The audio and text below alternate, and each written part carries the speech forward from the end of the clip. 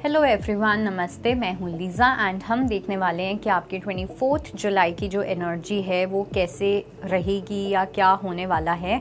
Start करते हैं मेष राशि से। We have the card of devil and judgement. बहुत ही ज़्यादा ध्यान रखने की नीड है कुछ चीज़ों का। एक ऐसा टेम्पटिंग ऑफ़र आ सकता है, किसी तरीके का टेस्ट हो सकता है, कुछ सिचुएशन में जजमेंट लगेगी। मुझे ना ऐसा भी लग रहा है कि आपकी जैसी कुछ बहुत ही गंदी आदत है। ओके, अभी गंदी आदत हो सकती है कि आपको किसी तरीके की एडिक्शन है, आप किसी चीज़ को लेके बहुत ऑब्सेस्ड हो, आप बहुत गलत गलत बोलते हो किसी के बारे में, बहुत गलत गलत सोचते हो किसी के बारे में। कुछ भी हो सकता है, alcohol, smoking, it can be anything. या फिर ऐसा हो सकता है कि आप सही डिसीजंस नहीं ले पाते, आप लोगों का सही जजमेंट नहीं कर पाते हो। तो इस चीज़ के अंदर यहाँ पे आपको कोई लेसन मिलता हुआ दिख रहा है जिसको लेके आपको प्रिपेयर्ड रहने की नीड है। ओके, तो ये थोड़ा सा चैलेंजिंग टाइम आपका आ सकता है नेक्स्ट 24 टू 48 टू 72 आवर्स में। लेट्स सी वृषभ राशि के लिए क्या मैसेज है। We have king of swords and we have the card of world. Taurus की अगर मैं बात करूं तो डेफिनेटली एक क्लोजर मिलता हुआ दिख रहा है, एक कंप्लीटनेस फील होगी, एक होलनेस फील होगी।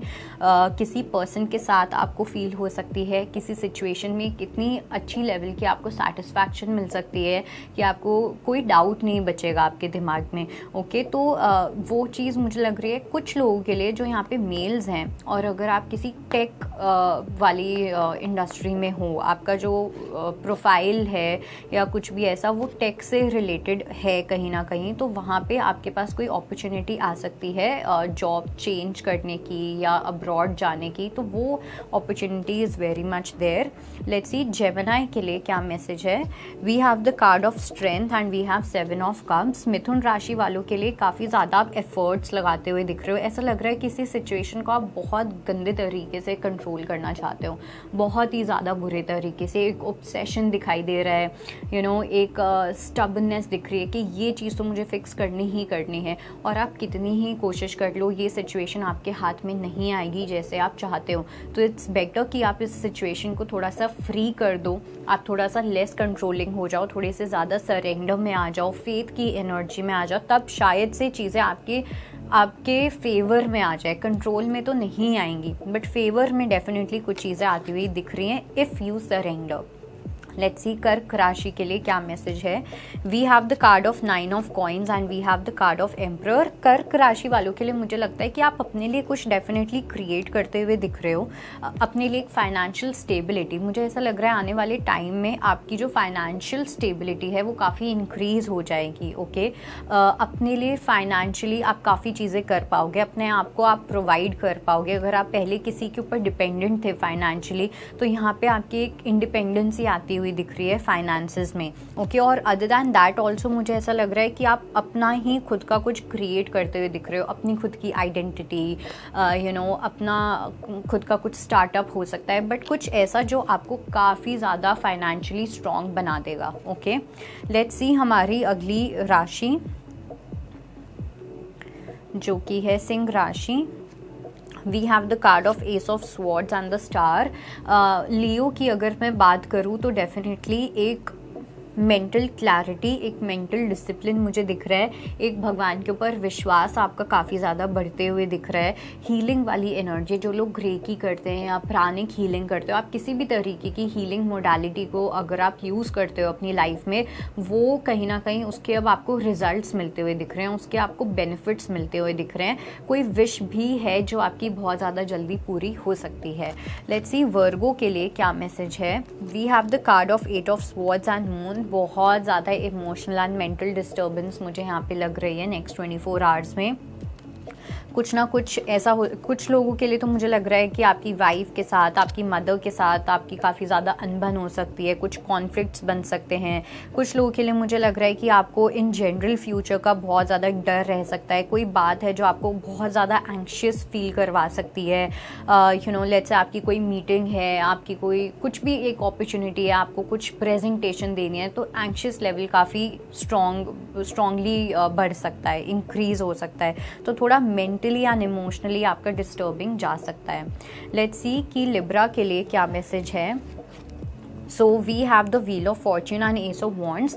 तुला राशि वालों के लिए ये बहुत अच्छा टाइम है अगर आप अपनी क्रिएटिव एनर्जी के साथ, अपने क्रिएटिव माइंड के साथ आप कुछ भी करते हो तो ओके, आप अपनी क्रिएटिविटी को आगे आप अपने काम में लेके आना चाहते हो, आप अपना काम बढ़ाना चाहते हो, आप अपने करियर में कुछ शिफ्ट लेके आना चाहते हो, आप जॉब चेंज करना चाहते हो, इन सब चीज़ों के लिए ये जो टाइम है काफ़ी फेवरेबल होने वाला है। सो अगर आप इस चीज़ को, मतलब इसकी जो एनर्जी है वो आज से ही स्टार्ट हो जाएगी। अब ये कब होगा वो 10 दिन बाद भी हो सकता है, एक हफ्ते के बाद भी हो सकता है, but energy in the sense हो सकता है आपको थॉट्स आने स्टार्ट हो जाए, आपको कुछ फील होने लग जाए। ऐसा भी हो सकता है कि ऐसी चीज़ हो ही जाए। तो क्रिएटिव एंडेवर्स जो हैं उसकी एनर्जी काफ़ी ज़्यादा स्ट्रॉन्ग और प्रोमिनेंट है। लेट्स सी कि स्कॉर्पियो के लिए क्या मैसेज है। We have the card of 6 of wands and we have 10 of cups.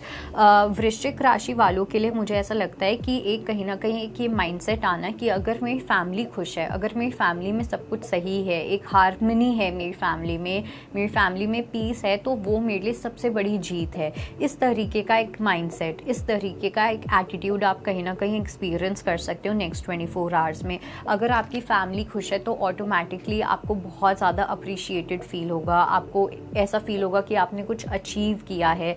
आप में से काफ़ी लोगों के लिए एक स्ट्रॉन्ग सेंस ऑफ अचीवमेंट है इमोशनल सेटिस्फैक्शन। अगर आप इमोशनली सेटिस्फाइड रहोगे, इमोशनली बैलेंस्ड रहेंगी चीज़ें, आपको कोई नहीं रोक सकता अपनी लाइफ में, करियर में, फाइनेंसेस में, इन सब चीज़ों में आगे बढ़ने से।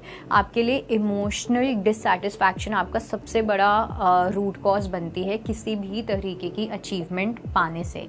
लेट्स सी कि सैजिटेरियस के लिए क्या मैसेज है।